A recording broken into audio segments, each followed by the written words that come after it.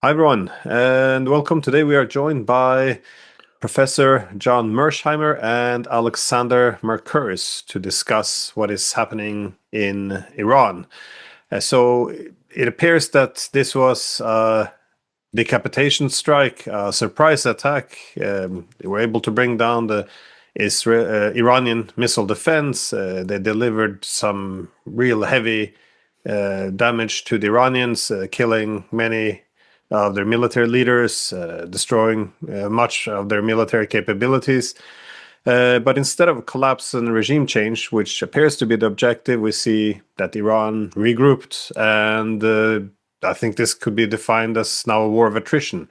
That is, how many missiles can you send and how much punishment can you absorb? Um, where exactly is this going? Is there a clear strategy here, or has the Israelis now been caught by surprise by the Iranians' ability to fight back? I'll take a quick stab at it. I think, first of all, we have to establish what the Israeli goals are. And then we have to ask ourselves whether or not we think they can achieve those goals. And I think there are three possible goals, and they're somewhat overlapping that the Israelis have in this operation. The first is to eliminate once and for all Iran's ability to enrich uranium and, I would argue, reprocess plutonium as well. In other words, take away Iran's ability to ever acquire nuclear weapons. I think that's the first goal. Uh, the second goal is regime change. And the idea here is that if you get a new regime, you get rid of the Ayatollah and his lieutenants, that the new regime will be much more accommodating to Israel and the United States. And then the third goal is surrender. You want to remember that Donald Trump recently said that what we need here is unconditional surrender. In other words, the Iranians completely give up. And if they do that, of course, it solves the first two problems, which is the nuclear problem and the regime change problem. So I think those are the three possible goals. And I think the first two are really sort of the key. Now, you have to ask yourself, and I'm sure we're going to talk a lot about this, whether the Israelis can achieve those goals. To put it in my favorite rhetoric, do they have a theory of victory here? And I think the answer is no. And Glenn and I were talking before the show started, and I think we both basically agreed that the Israelis jumped off a cliff here, which is another way of saying they don't have a theory of victory. And I'll just briefly say, I don't think they're going to be able to eliminate, even with help from us, the enrichment capability that now exists. And if they do, the Iranians will just rebuild it. And with regard to regime change, I find it hard to believe that they're going to get regime change. They may be somewhat effective in terms of decapitating the leadership, but that will be replaced. And furthermore, even if Thomas Jefferson comes back from the dead and takes over in Iran, Thomas Jefferson is going to want nuclear weapons, probably more so than the Ayatollah. And with regard to total surrender or unconditional surrender, it's hard to believe that anybody would even make that argument. Doesn't Donald Trump remember that there was this conflict called the Iran-Iraq War that lasted 8 years? Countries like Iran, virtually all countries, just don't surrender when they're attacked. If anything, they fight back. And then the question is, does Iran have the ability to fight back? And as I'm sure we're going to talk about in great detail, they almost certainly do. So I think these goals are unachievable. I think Israel has no theory of victory. And I believe that's why they're desperate to get the United States involved in the fight. And I believe, and this is my final point, that's why Trump is now beginning to backtrack, because he doesn't want to jump off the cliff either. I think I agree with all of this. I think this is exactly where we are. I mean, I think what happened was that the Israelis greatly overestimated their ability to shape events in Iran. I think they thought that they could strike at Iran, they could strike suddenly, they could throw the leadership into disarray. They assumed that the political system in Iran was much more fragile than it really is. And now they've discovered that it isn't like that. And I think that the point about the Israelis now finding themselves in a war of attrition that they are not ready for or capable of winning against a country which is many times bigger than themselves is absolutely true. Now, can they achieve regime change? Can they force nuclear enrichment? Can they compel Iran to surrender? How can you prevent a big country like Iran with a developed industrial base, a large scientific and technological capability from enriching uranium if that is what it is determined to do? How can you force a political change upon Iran if you're a much smaller country than Iran itself is?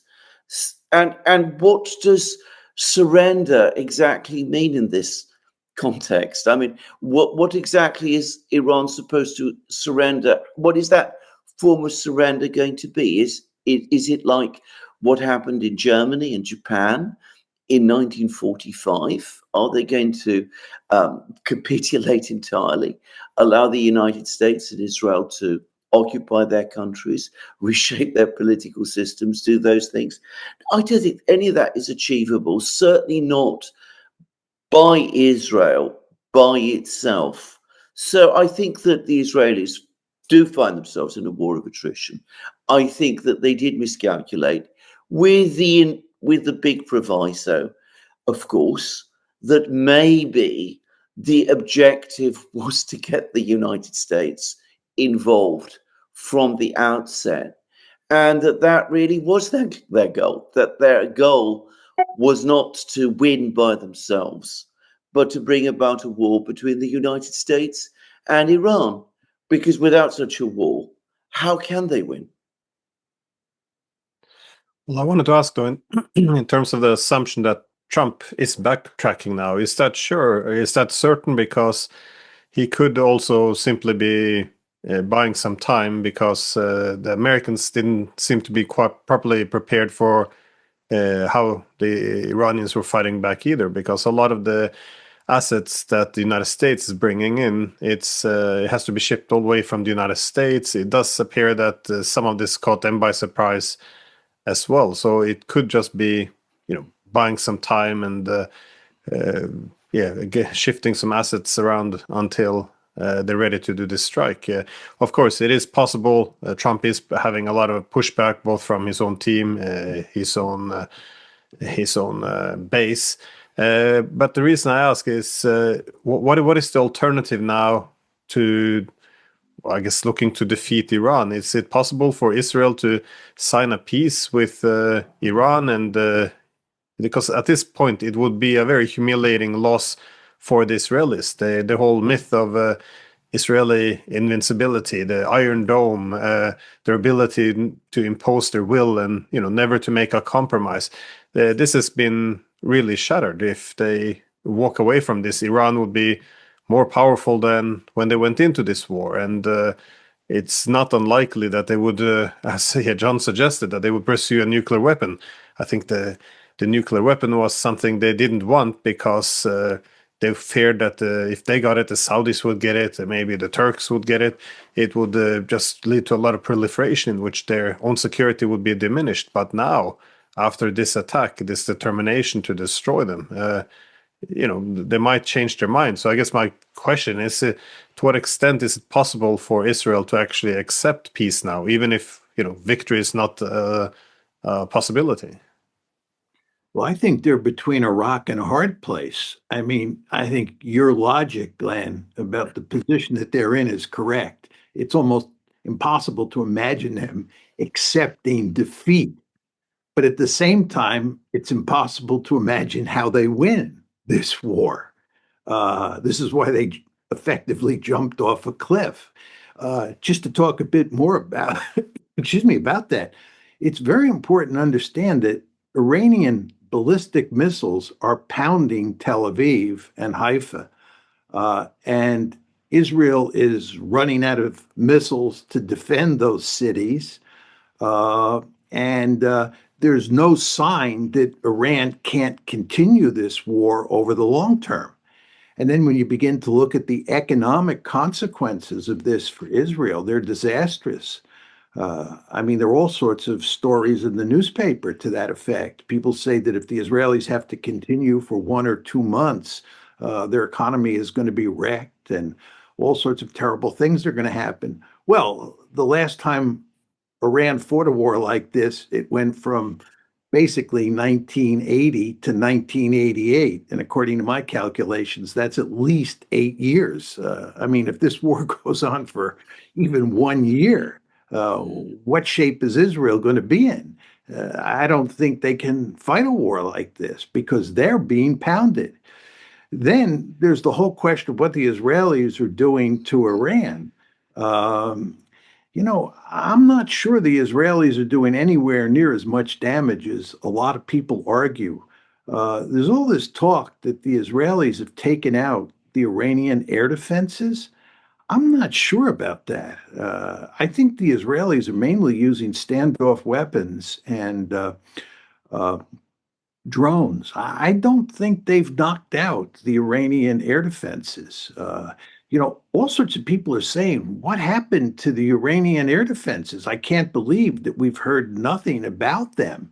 It's as if the Israelis swooped in there on the first day or two and just eliminated them completely without those air defenses firing any missiles at Israeli aircraft. This is not the way wars usually play out. Maybe the Israelis have some magic formula. And this gets back to last October when the Israelis attacked Iran. And the Israelis said that they tore apart Iranian defenses. They penetrated into Iran and did all sorts of damage inside of Iran with these aircraft that were flying over Iran.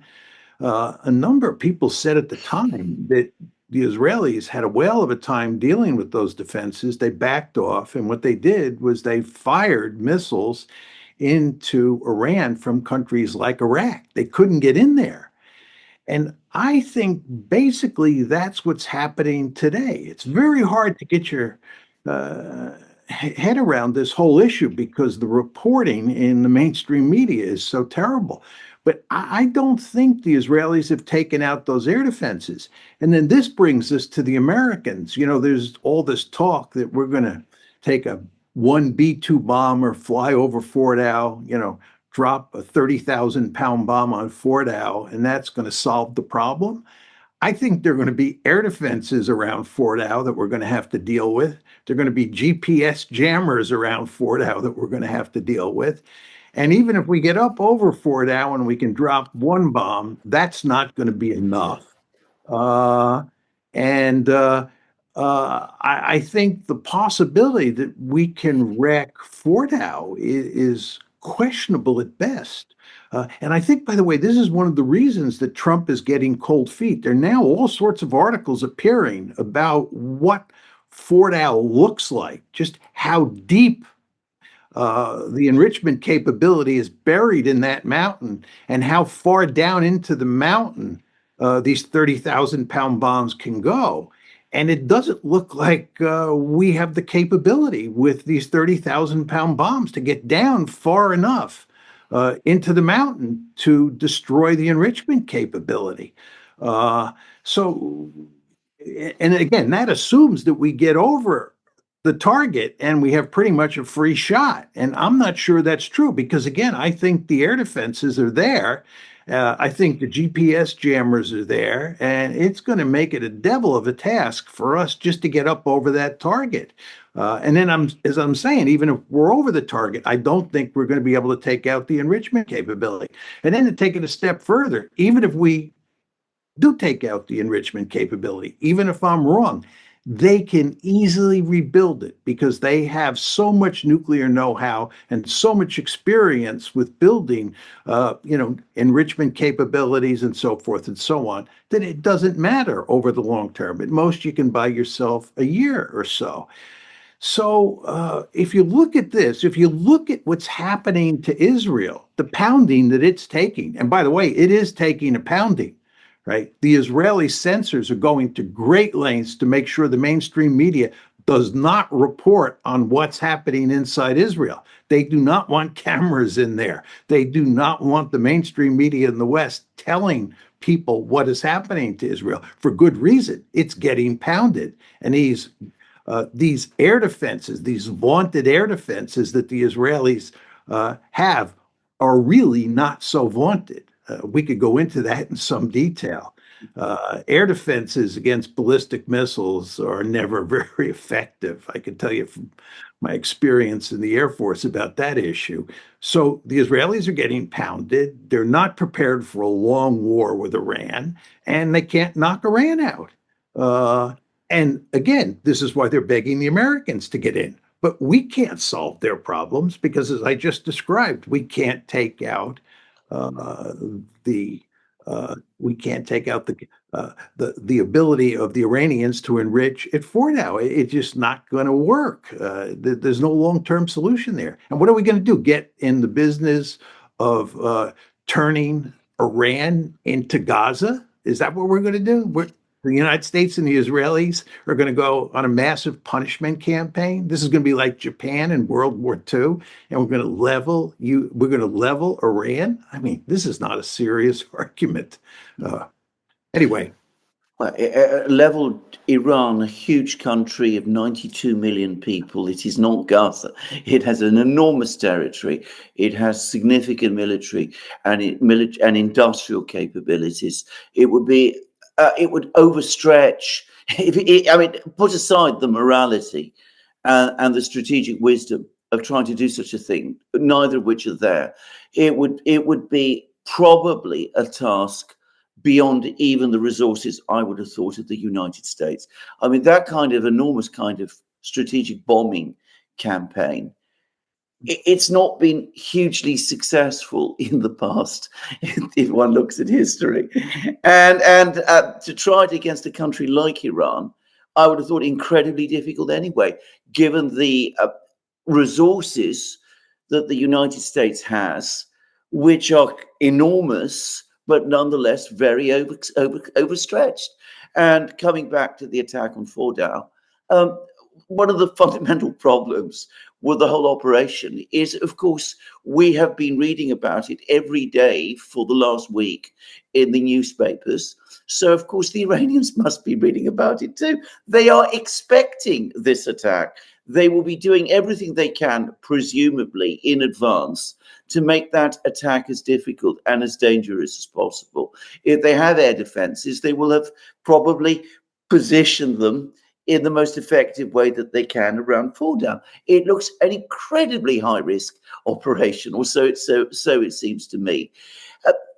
This comes back to the point that was made at the very beginning by both of you, which is that the only way that this can succeed is if the Iranians agree to make it successful. If, in other words, they suddenly turn around and say, look, we agree to all of your demands. We are going to change our political system. We are going to dismantle our entire enrichment capabilities. We are going to establish a government that is sympathetic and favorable and allied to yourselves. If the Iranians refuse to do those things, and so far they show no sign of being interested in doing any of those things, on the contrary, all of the information that seems to be coming out of Iran is that the country has pulled together, as countries often do, mostly do when they're attacked, that the political system there has survived the blow and has reorganized and is determined to see this through. Well, as I said, unless there's a sudden dramatic change, unless there's a sudden collapse and a reversal of Iranian policy, I would say we're on the high road to disaster. And yes, one can ask questions about the capabilities of Iran's air defenses, and maybe they are more effective than we are being told, and that wouldn't surprise me at all. But going back to what John was saying, it is the failure of Israel's air defenses, which perhaps is the more pertinent issue. Because if Israel's air defenses cannot withstand the Iranian ballistic missiles, what are the chances that America's air defenses, with American military forces scattered across the Middle East, can be any more successful than Israel's are, given all that we have been hearing over the last 10 years about how successful Israel's air defenses were and how effective they were and how supposedly they were the best in the world. Now, bear in mind that one is already hearing reports, many reports for several years now, that there is a general shortage of air defense interceptors anyway across the West. So if the Iranians are able to keep launching ballistic missiles and hitting targets in Israel, and are able to go on doing it month after month, day after day, week after week, then it seems to me that whether the United States becomes involved or not, we have a major strategic crisis ahead of us. If I can just quick jump in before we go to you, Glenn, you want to remember that we launched a campaign against the Houthis not too long ago, and Donald Trump promised a quick and decisive victory against the Houthis. And after 30 days, Trump quit. He abandoned the war. He basically admitted that the Houthis were tough hombres and we could not win. And I would make 2 points regarding this experience. One, if we couldn't beat the Houthis, are we going to beat Iran? Second point is one of the main reasons that we stopped the war with the Houthis is that we were expending huge amounts of precious ammunition, much of which we need in East Asia to contain China. And the idea that we're going to get in, a months-long or years-long war with Iran, where we're expending precious resources, is a non-starter. You want to remember the Americans are expert at building small numbers of high-quality weapons, and that means we're not configured for fighting long wars of attrition. And there's no way we win a quick and decisive victory against Iran. It's just not going to happen. This is going to be a protracted war. And the last thing we need is a protracted war. And by the way, the last thing that Donald Trump needs politically in the United States is another forever war in the Middle East.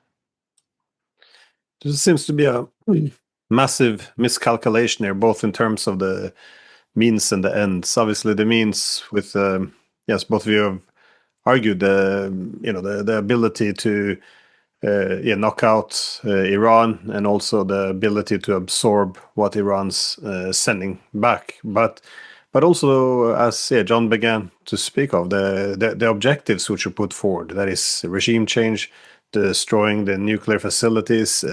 It's very hard to do either of those things. But in terms of the regime change, there seems to have been this assumption that if we just bomb Iran heavy enough, then somehow millions of people would rise up against their own government and more or less side with the countries who are attacking them. And there would be this regime change, and a favorable government would come in.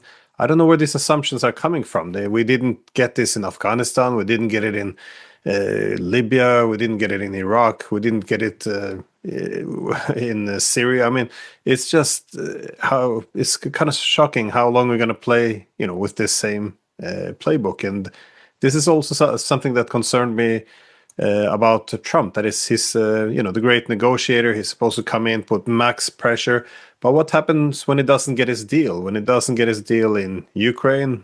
When he doesn't get his deal in with Iran? Because he can only do this max pressure so many times before you end up in this situation, in a war. And it's just hard to see how he's going to walk this back as well.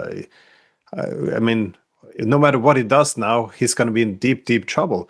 If he allows the Israelis to be defeated, well, that would be yeah, that would be a huge stain on his presidency. On the other hand, if he tries to go in and allows America to get pulled in, and America takes a lot of the punishment, because I agree with both of you. I think the US is vulnerable to maybe even more so than Israel in the region, given that a lot of its assets might be more exposed. So it doesn't mean the US can't bring a lot of pain to Iran. It just means that the United States is also very exposed. So it's surprising to me that there's been such a huge miscalculation. Is this just regular hubris, that this is just, a bit like we do with the Russians? They're this, gas station masquerading as a country. The Iranians are just these backwards ayatollahs who, hate the Jews and, they do not have the capabilities of fighting back. How do we end up in this situation? Because the fact that the fact that Israel, with the support of the United States, actually went to war with Iran, everyone knew from war games and all what a unmitigated disaster this could be. Was it only to bring in the United States, or it's just hard for me to see the calculation behind this? Right. Can I just say a few things here? I mean, first of all, I think we must make a distinction here between Israel and the United States. Now, going back to many points which John has said many times, in many places, in fact, going back many years, Israel has for some time, and I think visibly so since October 2023, found itself in a strategic crisis. It cannot bring itself to negotiate its way out of that crisis, because that would call into question many things about itself that it doesn't want to confront. So it has consistently escalated, and it has consistently gambled, and it has been doing so on an ever more extreme and frankly appalling way for some years now, but especially since October 2023. If you look at that, if you look at this this latest attack in Iran in context, you could see that this is an example of Israel again simply raising the stakes, increasing its gamble, as that strategic crisis that it is facing all around itself is deepening. Now, the United States is in a different position because they are not as connected to this situation in the Middle East and as Israel is. But what is extraordinary, and again, it goes back, I think, to the point that many people, including John, have made. This is my own interpretation. John is here. He can correct me if I'm wrong. Is that the United States repeatedly seems to be intending to make Israel's strategic problems its own. It doesn't have to, but it has now chosen to do so. A wise US administration, one which had the geopolitical interests of the United States at the center of its policy, would absolutely not want a conflict with Iran, would want a stable situation in the Middle East. It would want to transfer its military assets to China, to the Pacific, because that's what it says is the zone of ultimate destiny as to who will be the future great power. Instead of which, the United States doesn't seem to want even to distance itself from these increasingly reckless gambles of its Israeli ally. And we can see how that is now leading the United States also into a strategic crisis, and one which it too may find it cannot walk away from. The United States has enough detachment from Ukraine and the crisis there to be able to walk away. It doesn't have that same degree of detachment from what seems to be going on between Israel and Iran. Just to pick up on this, I think, Glenn, there's no question that the Israelis want us in the fight. What they're now saying, Netanyahu said this yesterday, is that Israel is on the verge of a great victory. And what the Americans should want to do is jump on the bandwagon so that we can participate in the great victory. This, of course, is the exact opposite of what's going on here. They're in deep trouble and they're trying to suck us in for that reason. And I think they understood from the beginning that they would need us to come in at some point. But I think what happened here is that initially Trump paid attention to what the mainstream media was saying and what the Israelis were saying, which is that they launched the shock and awe campaign. They caught the Iranians with their pants down. They destroyed their air defenses. They were pummeling the country. Israel's Iron Dome was going to protect Israel. This was going to be another great victory for the Israelis. Iran was going to end up looking like Syria. And I think that Trump was he bought on to that rhetoric. But as we all know, wars usually don't play out so simply. And the shock and awe campaign, which was effective, I mean, there's no question the Iranians got caught with their pants down, but it was not a decisive defeat by any means. The Iranians recovered, and then they began to retaliate. And as the war is now unfolding, and we're beginning to think about what would be involved in attacking Iran, we're talking about the Americans attacking Iran, it does not look like a pretty picture. And I think every day Trump and his principal advisors understand that. They understand that people like Lindsey Graham and other people who are basically owned by Israel can stand up in the public square and say, we should do this, we should do that. We have the magic formula. The Americans and the Israelis together will produce this great victory, and so forth and so on. But the fact is, if you're the president of the United States, you're principally responsible for the security of your country. You're the person who makes these hard decisions. You have to think long and hard about whether you want to do this. And I think the information that's now percolating up from inside the establishment is telling Trump that you better be really careful here. It's very hard to see how we can win this.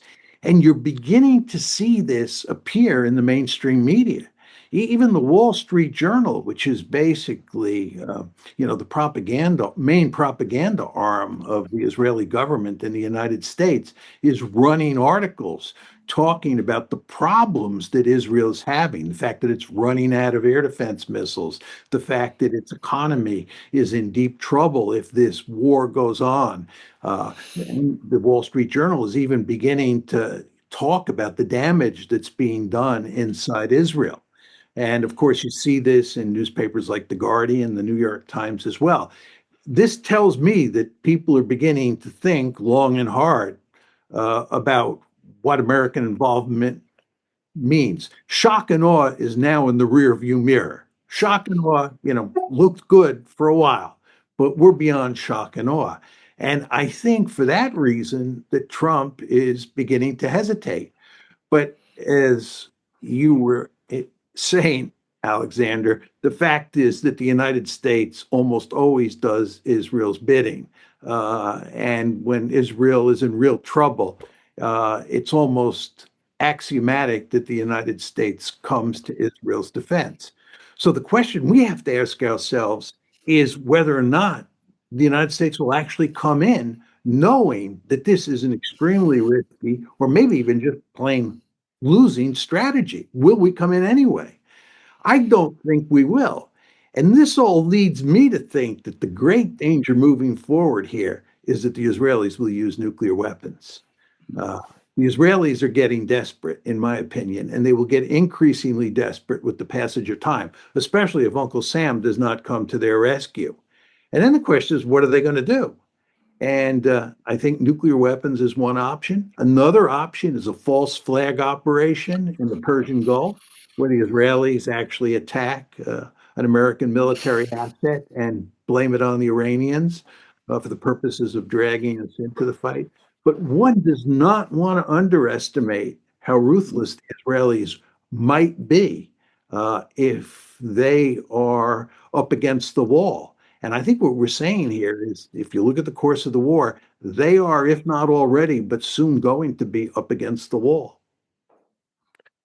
I don't see this as a war of attrition becoming another Ukraine proxy war, though, simply because it's too much devastation happening too quickly. It's they can't go on. It's been less than a week. They can't continue going on like this. So it's been a week. Sorry, but. Where would they go from here if the United States actually would join? Because one of the mistakes in the Ukraine war as well was the assumption, as long as we get the Americans on our side, they have unlimited resources, then it's only a matter of time before the Russians would break. But as we learned, the Russians, they had benefit with geography, with logistics, proximity, industrial base. We see similar issues in Iran. That is, they do have a huge stockpile of weapons. They do have it well defended. The country itself, with the mountains and the seas, are more or less a fortress. They might be supplied by or replenished to some extent by allies in the be it Russia or China. How much can actually the United States bring if it joins in on the fight? Because even if it does join, it depleted a lot of its resources in Ukraine. Indeed, I keep reading about the United States have to redirect a lot of air defense systems and interceptor missiles from Ukraine and send it to Israel instead. So there aren't these unlimited stockpiles of weapons, and there's not that much. There's not that industrial capacity anymore to just revamp production and start to pump these missiles out like some sausage factory. So if this isn't going to happen, what actually can the United States do here? Because they would, again, be very exposed in the region, and they have limited ability to either supply Israel over time, or even if they join the fight, to be able to land at least a decisive blow on Israel. I don't doubt that the U.S. can bring a lot of destruction on Iran. In terms of winning and ending the missiles raining over Israel, it's very hard to see that this is even an option at this point. I just think that the idea that if the Israelis can bring the Americans into this, then somehow the problem will be solved. It wasn't in Ukraine, and I'm doubtful that it would be able to land this decisive blow on the Iranians as well.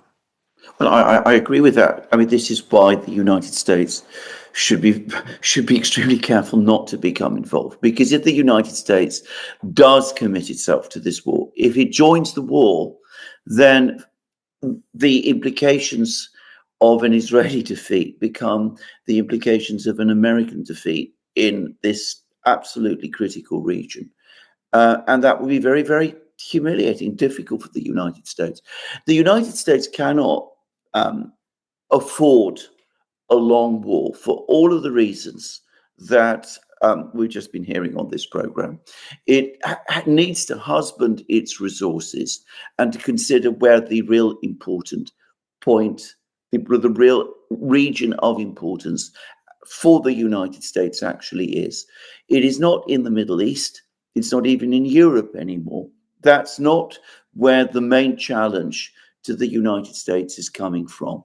So this is a massive diversion of resources which the United States cannot afford. That ought to be the major understanding of American leaders at this particular point in time. And what they ought to be doing is not making threats about joining this war and demanding unconditional surrender from Iran and doing all of these kind of things, which could lead the United States into this war itself. What the Americans ought to be trying to do, for their own benefit, and incidentally for Israel's too, is to try to end the war as soon as possible before more damage is done, in order to release those resources and to prevent the catastrophe that we are risking. And that means negotiating with the Iranians, talking with them, perhaps getting other parties to do so. The Iranians are today speaking with the Europeans, but they're not very impressed by the Europeans at all, for all the many reasons we've discussed on these programs. Perhaps getting the Russians also involved. The Russians do not want to see a deeper crisis in the Middle East. They've offered to mediate. The United States ought to be working with all of these parties to try to find a way to end this conflict and to get the negotiations between itself and Iran back on track. And that's going to be very, very difficult because, of course, trust between Iran and the United States has now been shattered, and it's going to be a Homeric operation to try to restore it to any sort of level where an agreement between the United States and Iran is possible. I think that's right, that the best option here would be to get some sort of negotiations going between the Iranians and the Israelis, with the Americans in between, and maybe get help from other parties as well. But see if you can reach some sort of ceasefire.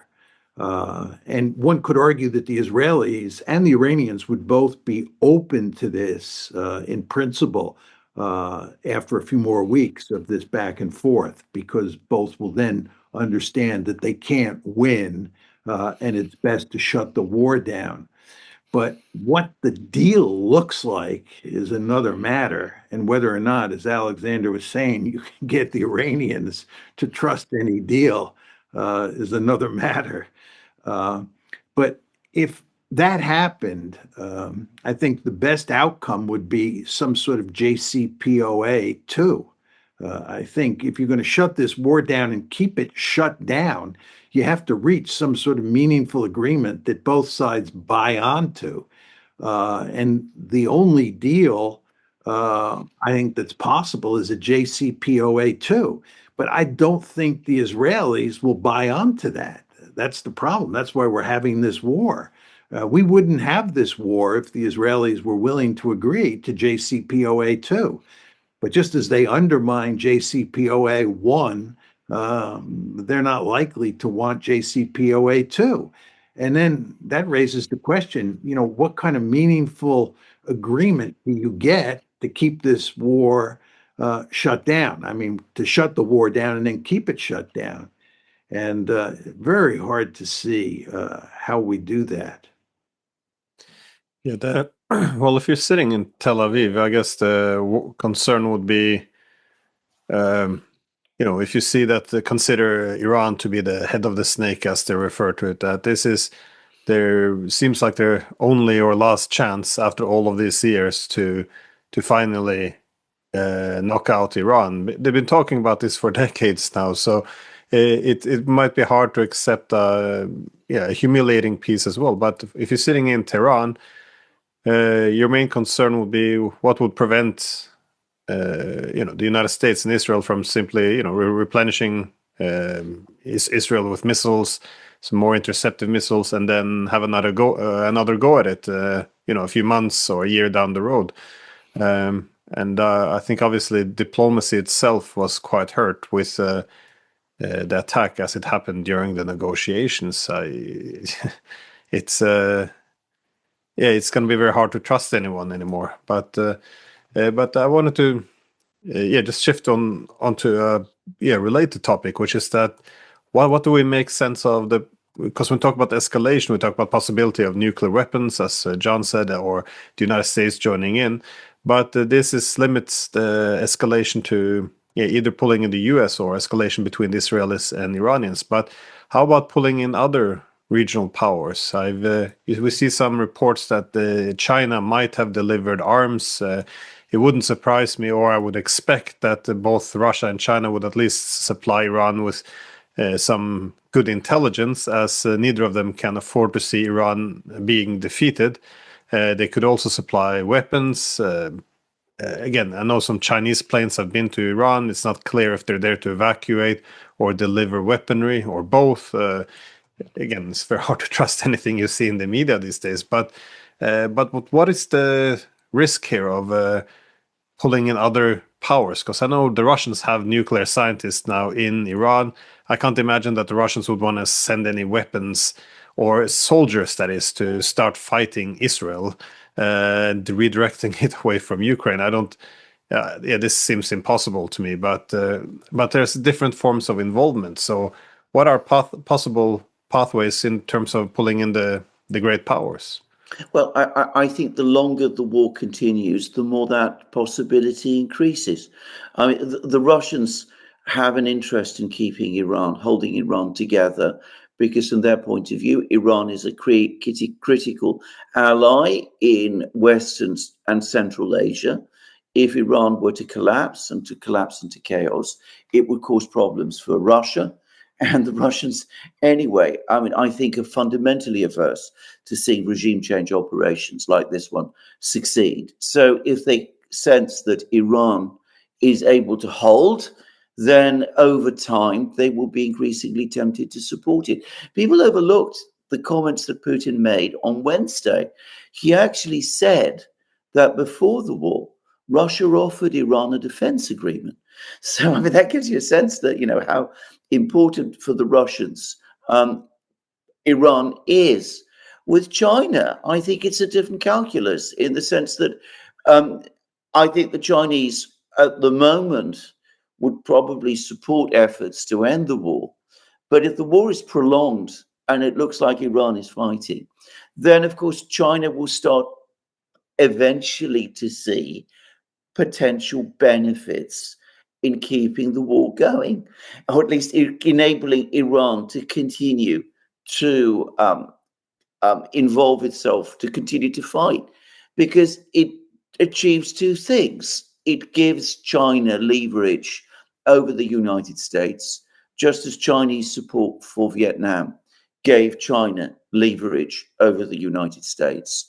And the second thing it does is it bogs down the United States in the Middle East, which is strategically beneficial to China. Better have the aircraft carriers, the Nimitz and the Carl Vinson, and all of those in the Middle East, in the Persian Gulf and in the Arabian Sea, than off the coast of China and close to Taiwan. So from the Chinese point of view, you can see that if the war continues, the benefits to them of committing themselves to supporting Iran begin to increase. And given the way in which China has used these conflicts in the past, I think American policymakers would be most unwise to think that the Chinese won't use this conflict in the same way again. And you spoke before about Tehran and what the outlook might be in Tehran. This is the other thing, is that, of course, the Iranians have been attacked at the very time when they were involved in negotiations. They have seen how hostile to them Israel is. They've also been given a lesson that at best the United States cannot control Israel. So they may say to themselves, and there are people in Iran who are already saying it. If you follow the Iranian media closely, obviously they use coded language, but they have already been talking about this. There will be people in Iran who say, well, look, if we are going to be hung for a sheep, as well as for, as if, I've forgotten the expression, but if we're going to be attacked simply in this kind of way, we might as well do that which we are always being accused of doing, which is acquiring nuclear weapons capability, because in the end, that is our only deterrent, our only reliable deterrent. And we don't want to be reliant upon outside powers like China and Russia for our security, because those powers ultimately might have their own interests, which are not identical to our own. So I think this is a disaster, because you can see that both the Russians and the Chinese might, for different reasons, decide that they want to support Iran. And Iran might have incentives now to go ahead and push for nuclear weapons. Yeah, I think you're absolutely right, Alexander. I mean, it isn't the lesson of what's happened that Iran should have had nuclear weapons and they were foolish not to acquire them? Don't the Ukrainians feel they were fools for giving up their nuclear weapons?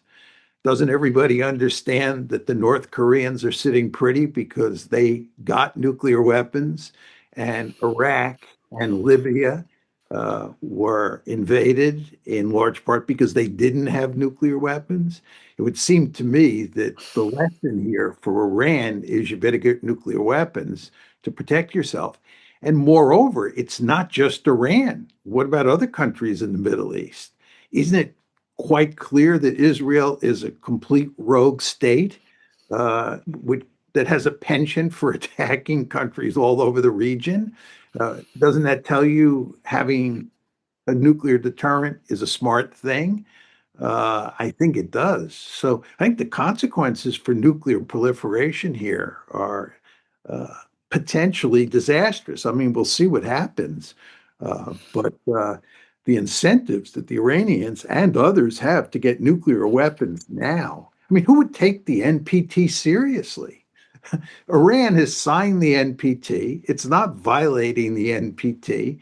It has inspectors, IAEA inspectors all over Iran. There's no country that's ever had such extensive inspections on their nuclear program as Iran. It was negotiating in good faith with the United States when Israel attacked it, in cahoots with the United States, I would add. How can you take this non-proliferation regime seriously? Certainly the Israelis and the Americans don't take it seriously. So I think the potential for more proliferation as a result of this is very great. I'd also add, just to elevate the conversation a bit and talk about Putin and even Xi Jinping, but mainly Putin. What does this all tell Putin? I mean, Putin is trying to work out some sort of modus vivendi with the Trump administration. And he watches what the United States is doing in the Middle East, and he watches what Trump says and then contrasts it with what Trump does. And how can Putin trust the United States in any meaningful way? How could you believe that if you work out a deal with the United States, especially with President Trump, that he's going to stick to the deal? If anything, you have to be more suspicious than ever. And then this just feeds back into the line of argument that Alexander was laying out a minute ago, which is the Russians have a deep-seated interest in being closely linked with Iran because Iran's fate matters greatly to them. The Iranians, the North Koreans, the Chinese, and the Russians are all in bed together because of the United States and Israel. They have no choice but to cooperate. It's in their vested interest. So here we are, having this conversation about picking a fight with Iran, but one wants to understand, as we all, of course, do, that Iran is now being pushed closer to the Russians, closer to the Chinese, and indeed closer to the North Koreans. These countries are all going to cooperate with each other because they're all scared stiff, as they should be, of the United States and Israel. Just very quickly on the non-proliferation treaty, because it has another layer to it. That is, not only has it been violated by Israel, of course, not being a signatory, by also having nuclear weapons and also not being inspected, but one of the benefits of signing the non-proliferation treaty and thus giving up the right to develop nuclear weapons is that it guarantees the right to a civilian nuclear program. So by Trump arguing they're not even allowed to have this, so now we have to bomb and attack them in a surprise attack. It really put a very big nail into the whole non-proliferation treaty, which is scary given that this is the main deal we have to prevent nuclear proliferation. Just very quickly on this, the Trump deception, what it means for Russia. I think, certainly some trust has been lost, but also the way the surprise attack was carried out against Iran. There's some striking similarities, though, to the attack on Russia's nuclear deterrent only 2 weeks earlier, which was smuggling in drones over a long period of time in advance, assembling them, and then having this massive coordinated attack. again, and also within a barely 2 week span of attacking Russia's nuclear deterrent and then attacking Iranian nuclear reactors. And when Trump said, "Yeah, I didn't have anything to do with it," I'm inclined to think that perhaps the intelligence agencies don't necessarily inform him of everything they know or do, but now certainly someone must sit in Moscow and wonder to what extent he's deceiving them, because this, well, again, as you both have suggested, the trust in Trump must have collapsed now. And again, no one in Moscow is telling me how they look at Trump now, but this seems to be a logical conclusion to reach. Absolutely. I mean, the point about the truth about Russia is that there are many, many people in Russia who are deeply skeptical of any attempt to reach any kind of rapprochement with the United States. They say the Americans cannot be trusted, that the Americans are always going to take advantage of any agreement in order to heighten their attack on Russia in some form. And of course, what's just happened is going to make the arguments of those people even stronger. I was in Russia a few weeks ago. I attended a conference of lawyers. These are civil society people. These are not people drawn from the military and the usual places where you would hear those hardline opinions being expressed. And I was very surprised that even in some of the open discussions that took place on international law, which is why I went to that conference, where I was invited to go, there were discussions about international law. Some of these Russian lawyers, people who are some of the practitioners in law, were saying that the government in Russia is not tough enough. They were criticizing the Russian government for being too soft. And that's, that kind of person. I mean, heavens knows what they're saying in the military and in the security services and in those sort of places. The danger is that, eventually the feeling in Moscow about this is going to become so strong that even someone with the authority that Putin has is not going to be able to disregard it. And that's putting aside what he himself personally makes of all of this. If you look at the Russian readouts of his conversations with Trump, I get the sense that he was absolutely furious about what happened. And as we both know, Putin is self-critical for having trusted the Americans before the war started in February of 2022. He made some good faith efforts to avoid the war. And it's quite clear that he realizes that he was bamboozled by the West, which he was, and that he was too trustworthy. So even going back to February 2022, Putin didn't trust the West much anymore. At this point in time, it's hard to believe he trusts us at all. And in fact, it's hard to believe anybody trusts us at all, because there's certainly no good reason to trust us. Well, before we start, wrapping things up, where do you guys think this war is heading now? Because we all seem to agree that any escalation would be a disaster. We all seem to agree that there's no good pathway to a peace, given that it would be too humiliating for the Israelis. How can this possibly play out? And because I was pretty certain that an American attack would come by this weekend, but now I'm becoming less certain, I guess, with the pressures mounting on Trump, and also recognizing that America's own assets could be really devastated in the region if they would take these dramatic steps of engaging directly with Iran. So what are the possible what can we expect in the following week or month, I guess? As we always hear say, I tend to joke that every time we meet every once a month, we the world is completely different, but it's become a reality. The world doesn't look the same from month to month. So what is the possible direction here, though? I think that there is one factor which we haven't talked about, which I think does weigh very heavily towards some kind of negotiated end to this, rather than the United States becoming directly involved. And that is that there's clearly an enormous amount of opposition within American society to the United States becoming involved in this war directly. I mean, the opinion polls on this apparently are very clear. And many of the most vocal opponents are the sort of people that Donald Trump sees as his core supporters in the United States.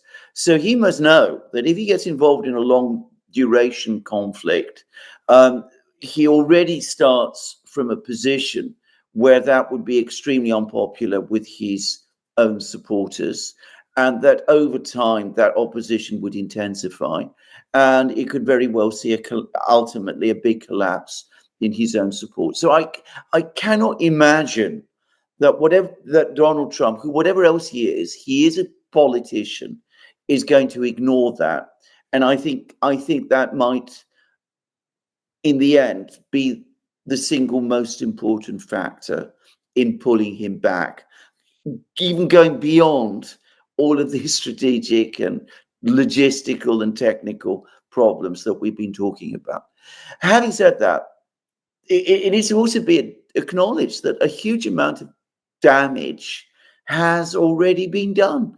And the United States has forfeited a lot of the remaining diminishing trust people have in it around the world. And it's going to be a huge task to put it together again. And maybe that's what Donald Trump needs to think about. He needs to be thinking about how he's going to rebuild his relationship with Putin. Forget about all these talk of ceasefires and freezes of the conflict in Ukraine now. How he's going to rebuild confidence in him and in the United States with the Russians, with key players in the Middle East, including the Gulf states, with China, obviously, with all of these parties. And I think that really goes beyond this crisis that we have now. So even on the most optimistic assumptions that he pulls back, that the United States pulls back, it's going to have an awful lot of work to do. And it needs to start having finally that internal dialogue with itself, which is asking itself, how is it that it repeatedly gets itself into these situations?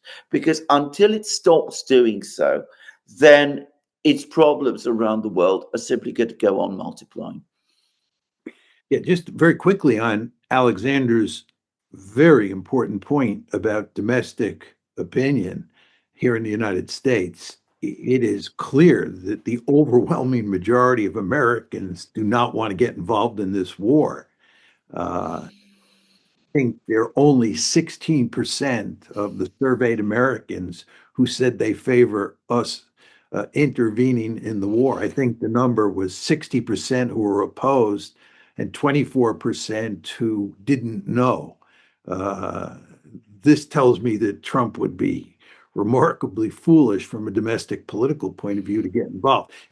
And by the way, a lot of those people who oppose the war are part of his political base. A lot of the MAGA people think this is a crazy idea. Tucker Carlson, Marjorie Taylor Greene being two prominent examples. But to answer your question, Glenn, which I consider the most frightful question before I go on shows like this, is the one of how this is likely to play out, moving forward, because it's incredibly difficult to answer that question, and none of us want egg all over our face. But I'll give you my take on how I think about it. I think there are basically three possibilities here. One is you get an ugly ceasefire, over the next couple of weeks. The war is shut down, mainly with the Americans in the driver's seat, pushing both sides to some sort of ugly ceasefire. The second is you get some form of escalation, the war escalates. The Israelis use nuclear weapons. There's a conflict in the Persian Gulf, and the Americans are dragged in that way. Or the Americans go on a bombing rampage and go after all the nuclear facilities. But that's the escalation option. And then the third option is that the war just goes on the way it's now being waged for the foreseeable future. My sense is it just can't go on the way it's being fought, mainly because of the Israelis. I think the Iranians could fight a long war. And I think they prepared for a long war. I think they have experience doing that.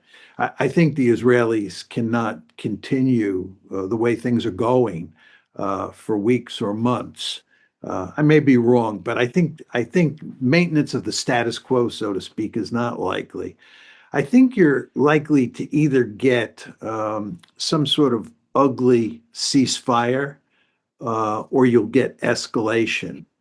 Uh, I don't think the Americans are going to come in. And I do think if the Americans come in, they may attack Fort Howe and then say, we've done our duty, we've been successful, and that's the end of our intervention. I find it hard to imagine us getting involved in a protracted war, although it is possible that we could get dragged in if something happens in the Gulf.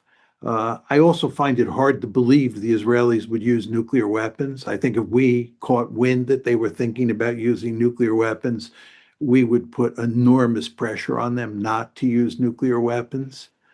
So I think the escalation is not that likely. It is possible. Uh, but I think the most likely outcome here is that at some point in the not too distant future, the Israelis will quietly tell us they'd like us to shut this down and do it in a way that they can blame us for shutting it down. And I think the Iranians would be willing to shut it down as well, because I think the Iranians would see it as a victory.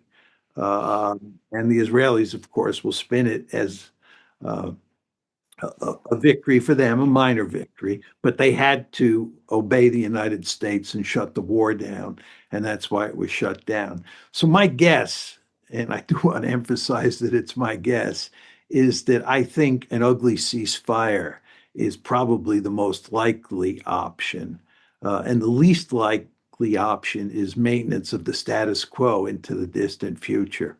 And then in between the escalation option where there are real concerns.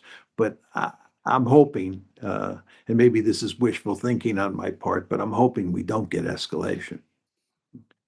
Yeah, just on quick comment on the Iranian position. I think they're in a very strong position in this sense, because if they continue fighting, as you said, they can fight on for still good more time. They are able to absorb more hits, and they have a lot of missiles that they can launch back at Israel, while Israel's position is weakening seemingly quite quickly. So I think they can continue fighting, but I think it's also correct what you said. If they were offered a peace now to end this, I think it would also be very favorable, because they can walk away with what's seen as a victory. That is the mighty Israeli war machine. They were essentially able to defeat it, and they also restored their deterrent. I think other countries will think hard and long before they attack Iran again in the future, and they could recover many of their losses. So I think Iran would see itself coming out much stronger if it would reach a peace now. So, and also, well, even though it can continue to defeat or bring punishment to Israel, to what extent would this be sensible? I mean, I spoke yesterday with Professor Marandi, who was a former negotiator on the Iranian nuclear team, and he, well, I was kind of trying to push the point to him that, if you're too successful here, you don't want to push Israel too far into a corner, because you don't want to make country fear for their existence if they sit with nuclear weapons. So again, it's hard to sell this point after what Israel's done to their country, but suggesting you should go easy on them. But it is I do think that even though they can bring more pain to the Israelis, it's not it's not necessarily something they would want to do. I think, yeah, they would take a peace if they were offered it now. Again, if the United States willing to put some pressure on Israel, because I think this is going to be very hard for them to walk away from this. But yeah, it remains to be seen. So, Alexander, any final thoughts? I think you've summed up what the Iranians need to think about. I think the Iranians actually are very sophisticated. This is my own sense. And I think that they do understand that the secret of success is to know when to stop. And I think they know when to stop, actually. With the Israelis, I think it's much, much more difficult. They've shown no ability to stop when they're ahead. They haven't done so. They haven't done so at any point that I can think of in the last few years of the conflict. So there we are. Anyway, that's all I think I can add to what you've just said. I mean, it's another bleak picture in some ways, and what we've seen has been a catastrophic mismanagement of a situation, which just 2 weeks ago seemed under control.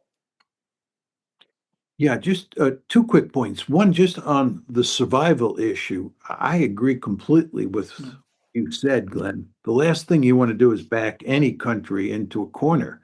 This gets back to my initial comments about Trump demanding unconditional surrender.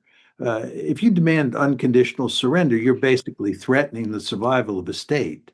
You're saying that we're going to come in and run your state. You have to dance to our tune. This will cause the Iranians to fight to the death. And of course, the same basic logic applies to the Israelis. You don't want to put the Israelis in a situation where they think that their country is going to collapse because they will then do something extremely risky. And given that they have nuclear weapons, we want to be super careful here. Just one other point that I had meant to make earlier that I'd like to emphasize is that there's no example in the historical record of using air power alone to affect regime change and to win a war. And you mentioned a number of examples, Glenn, and from the post-Cold War period.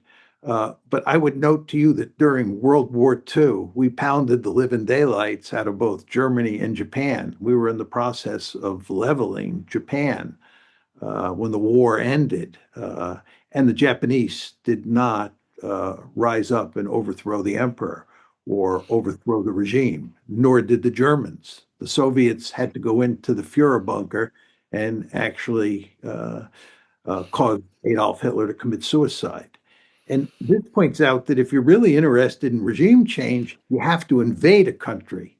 And, just to go to Iraq, remember, we were not able to use shock and awe to get regime change in Iraq. We had to invade Iraq. So you then have to ask yourself the question, are we going to invade Iran? Of course not. Nobody's even talking about that. So the idea here is that we're going to defy history, or the Israelis are going to defy the historical record, and they're going to use air power alone to get regime change. Not going to happen.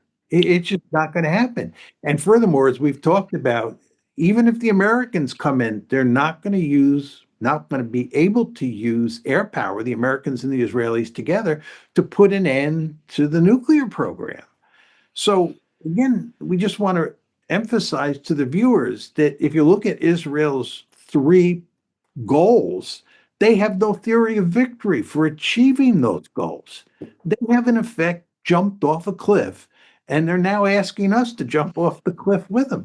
And let's just hope that President Trump has the good sense not to do that, and instead understands that the only way out of this is to come up with some sort of ugly ceasefire. Well, my comment on Israel kind of is similar as what I argue with Russia. That is, if you make like Russia as a great power fear for its existence, it's going to do some very aggressive things, which we've seen due to Ukraine. And that's essentially, that was my warning to Professor Marande as well, about the Israelis, and irrespective of who began this. So anyways, thank you both for your time. I always look forward to this talk. So until next time, thanks again. Thank you. Thank you, Glenn. Thank you. Thank you.